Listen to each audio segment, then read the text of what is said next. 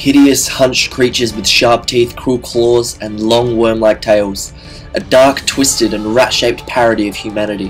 The Skaven are a race of unscrupulous and cruel creatures whose sole ambition is to usurp the civilized realms of the Warhammer world and take up residence in their tattered remains. The Skaven fight with rusty spear and notched sword, slings and thrown daggers. They unleash sorcerous energies and they seek to enslave all in their path. Their cruel under-empire spreads from one end of the old world to the other, and few, if any places, are safe from its touch. These then are the Skaven, the stuff of nightmares unleashed upon the world. The Skaven playstyle is, well, something unique. Skaven have a habit of making a board look as though there's more rats than static grass. Their strength lies in their overwhelming, seemingly endless numbers. The lion's share of the army favours a quantity over quality approach. This does not by any means insinuate that the Skaven are not a force to be reckoned with, it just means that you shouldn't expect a single clan rat to take out a swordmaster face to face. You see, he'd much rather come back with 20 of his mates and scratch his eyes out while he's asleep. Alright, so let's take a look at some of the advantages in the Skaven rulebook. As a general rule in the Skaven army book, it's cheap, and not just in points value, but in a cheap shot in the crutch kind of way too. All jokes aside, the Skaven army has some incredibly cheap units, which means you should be prepared to bring astronomical numbers of minis to the table. Slaves are right up there as one of the best units in the army book. Hyper cheap, and with steadfast, horde rule and spears, the little slaves are pumping out 40 attacks in a turn with rerolls for failed combat, and they suddenly look a little more menacing.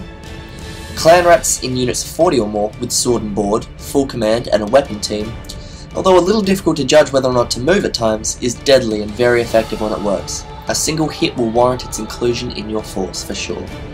The Strength in Numbers special rule is a fantastic little effect that really improves the survivability of your units and should not be dismissed lightly.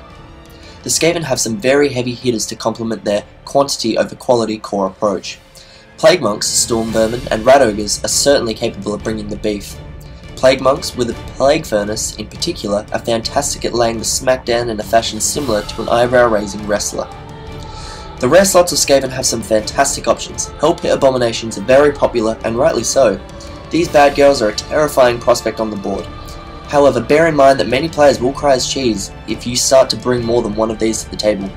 Warp Lightning Cannons are devastating and are capable of tearing enormous holes in your opponent's battle plans, so be sure to bear that in mind when you're forming up your list.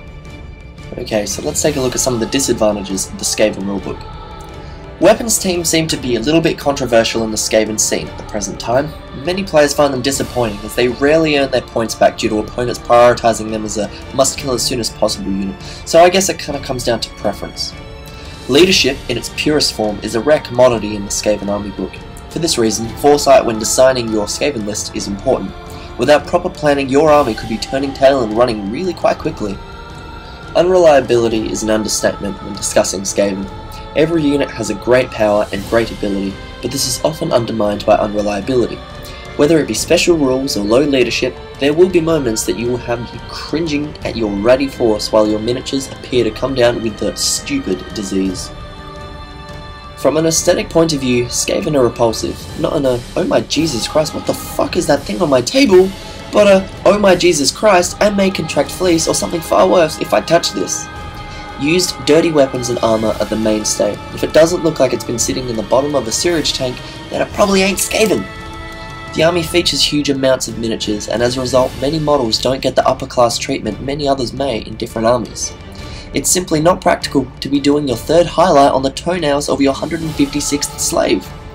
This is not to say that the army can't look good, but a different approach is necessary when painting, for your sanity at least. The Skaven army features some truly outstanding miniatures, with the Hell Pit Abomination, Doomwheel, Plague Bell, just to mention a few. All of these miniatures are iconic and provide many modelling options. To add further dimension to the Skaven, following the colour schemes of different clans breaks up and individualises Skaven armies. So guys, hopefully this will give you a little bit more insight into choosing your next Warhammer Fantasy Army.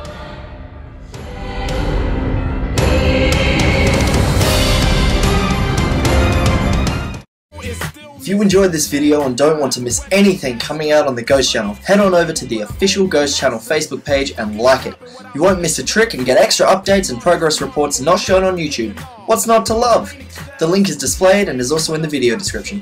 You feel the clips like Pharrell. You will feel me. You will admire. Struggle. muscle, my soul, desire.